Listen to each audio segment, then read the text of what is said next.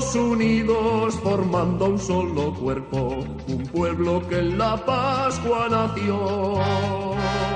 Miembros de Cristo en sangre redimidos, Iglesia peregrina de Dios. Saludos amigos y amigas. Nos encontramos al final del mes de junio, en pleno verano, con este sol que nos abraza, pero que nos dice también que estamos vivos y que el Señor nos sigue amando. Hoy estamos celebrando una hermosa fiesta, la solemnidad de San Pedro y San Pablo. Y se preguntarán algunos, ¿por qué hoy domingo tenemos la solemnidad de estos dos grandes líderes de la iglesia? Obviamente son las columnas de la iglesia católica, de la iglesia apostólica, de la iglesia de los primeros días, son los santos de los primeros días junto a otros. Y por eso la iglesia contempla hoy domingo esta solemnidad, porque en el fondo estamos celebrando también la grandeza de Dios que los llamó a ambos a trabajos complementarios, a uno en la iglesia, digamos así, establecida, en la iglesia del judaísmo, y a otros también fuera, en la diáspora, en el mundo helenístico, en el mundo de fuera de Israel, en el contexto de fuera de Israel. No son dos iglesias, sino una única iglesia con enfoques, con matices, con personalidad, con elementos característicos distintos el uno del otro. Tenemos como primera lectura hoy de Hechos de los Apóstoles, en el capítulo 12 del 1 al 11.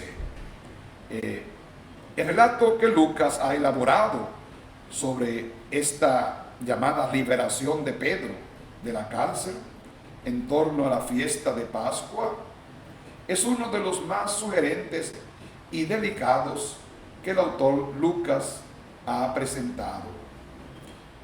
De esta forma va mostrando cómo los discípulos, por causa de Jesús el Señor, el Mesías, tienen que huir no solamente de Jerusalén, sino también de un judaísmo y de una religión que podía llevar a encadenar al movimiento cristiano en las aspiraciones de los judíos y de las autoridades políticas que saben usar la religión en beneficio propio.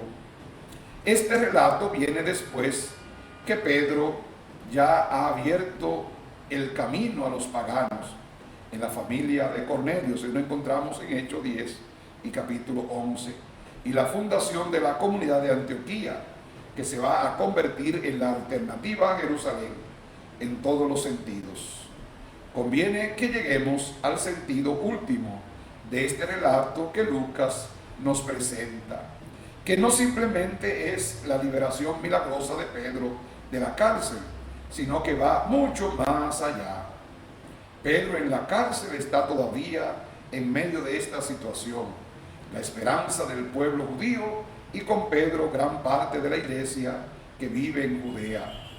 Podemos decir que para Lucas Pedro es como la punta del iceberg y por ello es golpeado directamente en la persecución de Herodes.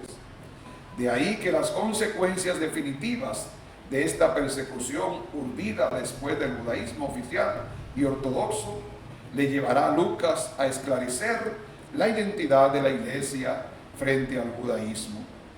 La descripción de la liberación milagrosa de Pedro es todo un canon que sugiere un esquema progresivo de significado.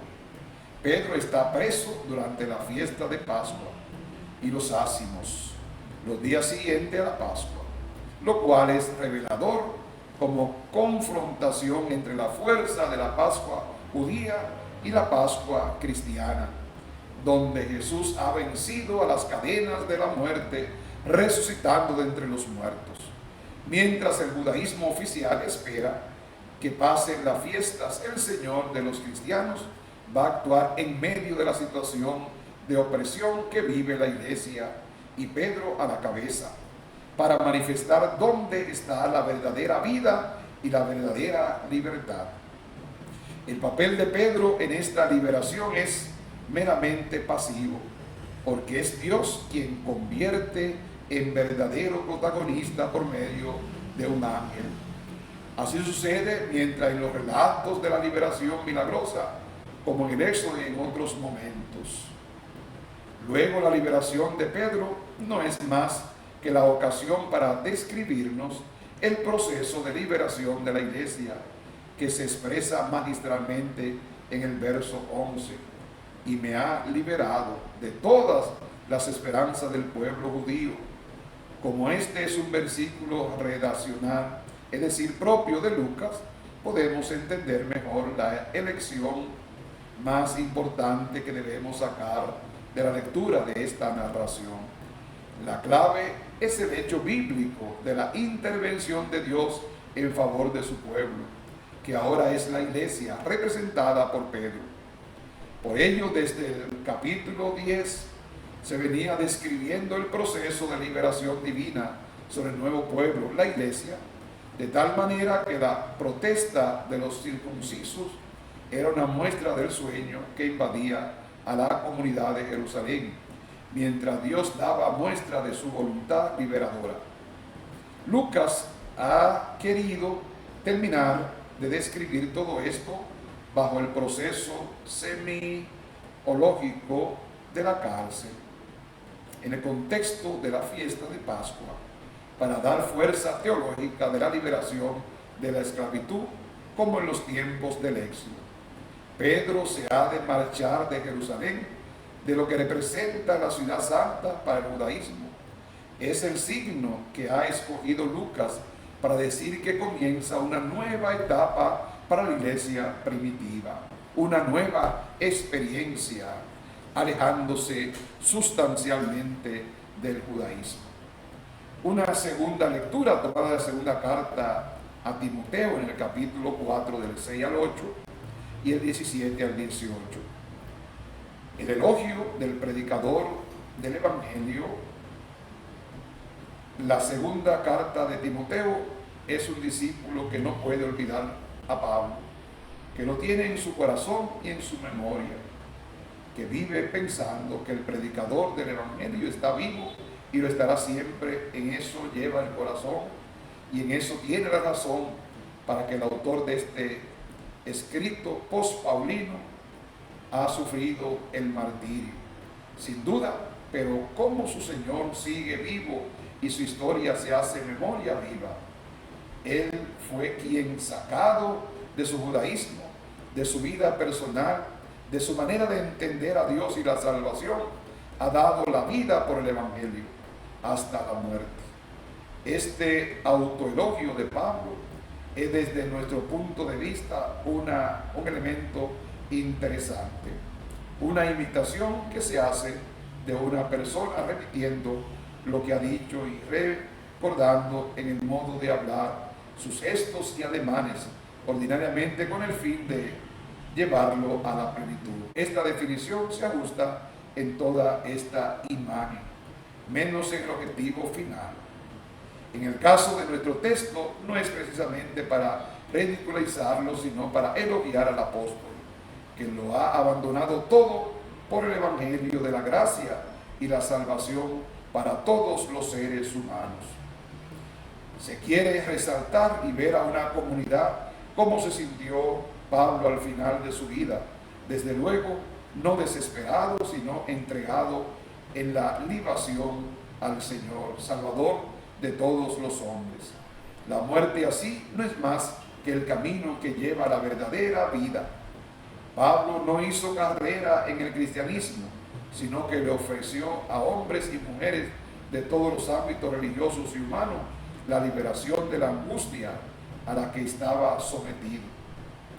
Y encontramos el Evangelio hoy de Mateo en el capítulo 16, del 13 al 19. La confesión de Pedro. Pedro es piedra.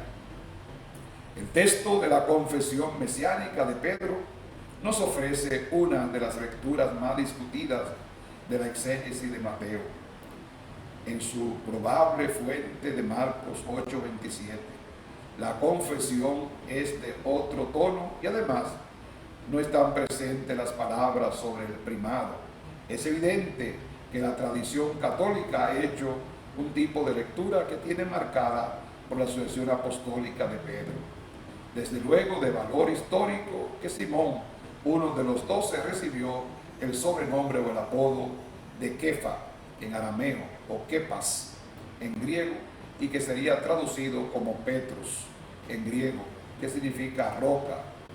El que haya sido en este momento o en otro, todo lo que se explica del sobrenombre de Mateo es importante, y es si el significado de Pedro pudo recibir este sobrenombre del mismo Jesús y haber sido llamado de esta manera durante su ministerio.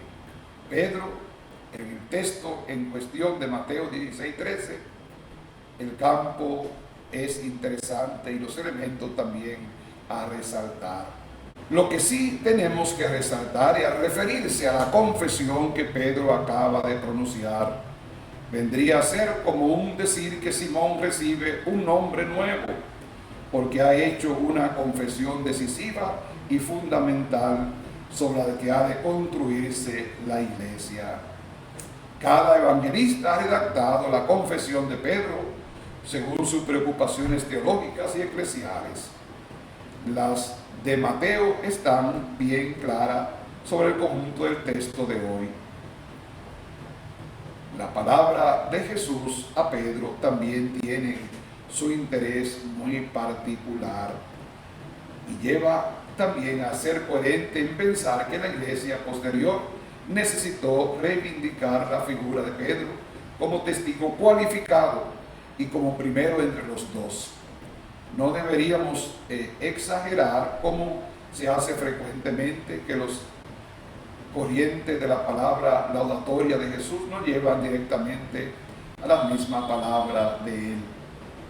De hecho, otros autores tienen posturas similares o distintas de esto. Estas palabras de Pedro significan que Pedro ha de ser el defensor de la iglesia contra todas las acechanzas a las que está y estará sometida. Y la pregunta fundamental, ¿dónde está fundamentada la iglesia? ¿En Pedro o en Cristo? En Cristo y en Pedro, en ambos. Esto es lo que confiesa Pedro en el Evangelio de Mateo. Por lo mismo, no se puede echar sobre la espalda del pescador de Galilea todo el peso de la iglesia. El nuevo pueblo de Dios que ha ganado Cristo con su vida, con su entrega y con su resurrección, y otro tanto habría que decir que los sucesores de Pedro. De la misma manera, la metáfora de atar y desatar se ha de interpretar en tenor de la defensa de la comunidad del nuevo pueblo de la iglesia, porque no debemos olvidar que la misma metáfora la usará después Mateo 18, 15, 20, para aplicarla a los responsables de la comunidad ante el pecado de los que son recalcitrantes y rompen la comunión. En definitiva, el texto de Mateo, la fuerza de tú es Petrus, debe hacernos recordar la primacía de Pedro y el liderazgo que tuvo él sobre la comunidad. Pero no debemos echar encima el texto de Mateo más de lo que dice y de lo que afirma, sin olvidar además la iglesia, la comunidad en la que aparece una comunidad judeo-cristiana que necesitó de transformaciones radicales en confrontación con el judaísmo tradicional. Desde luego, los seguidores de Jesús que aceptamos el Evangelio tenemos como roca de salvación la confesión de fe que hace Pedro, pero no es la confesión de un hombre solitario y cargado de responsabilidad personal para atar y desatar, porque tiene las llaves del reino de los cielos. Es la confesión de una iglesia a la que él representa, a una comunidad de creyentes animadas y edificadas por el Espíritu, porque la salvación de cada uno de los cristianos o de cualquier hombre o mujer no depende de Pedro solamente, sino de la gracia y la misericordia de Dios revelada en Jesucristo y a quien Pedro confiesa. Damos gracias a Dios hoy por estos dos grandes paladines de la primera comunidad cristiana, de la iglesia, San Pedro y San Pablo, cada uno a su manera. Ambos escribieron, aunque Pablo fue mucho más abundante en sus escritos. Ambos predicaron, uno dentro del judaísmo, dentro de la comunidad, y otros en las afuera de la comunidad, en la universalidad. Pedro y Pablo son importantes en la fe de los creyentes en el Evangelio. Fueron dos hombres que en su tiempo y en toda la historia de la iglesia aportan y nos invitan a ser como Él. Ambos dieron la vida, ambos la entregaron, ambos fueron testigos con su vida y con su acción. Ambos vieron también en ellos la gracia de Dios, cómo operaba, cómo fueron llamados, cómo fueron convocados y comprometidos en este ministerio especial. Que San Pedro y San Pablo nos ayuden a nosotros también a ser fieles al Señor hasta la muerte. Que nos ayuden a seguir peregrinando en la iglesia, a aportar lo positivo de cada uno de nosotros, a santificarlo con nuestra vida y con nuestro esfuerzo, y dejando como ellos que la gracia de Dios actúe en nosotros. Feliz semana para todos. Todos unidos formando un solo cuerpo, un pueblo que en la Pascua nació. Miembros de Cristo en sangre redimidos. Iglesia peregrina de Dios.